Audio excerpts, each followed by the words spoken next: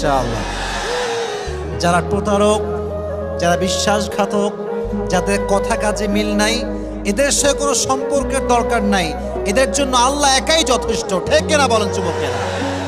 আমরা তো বড় মনের মানুষ, আমরা তো ব্রড মাইন্ডেড পার্সোনালিটি বিলং করি, আমরা মাফ করে দিব, বাদ বাকি আল্লাহ ভরসা। ঠিক কিনা যুবকেরা?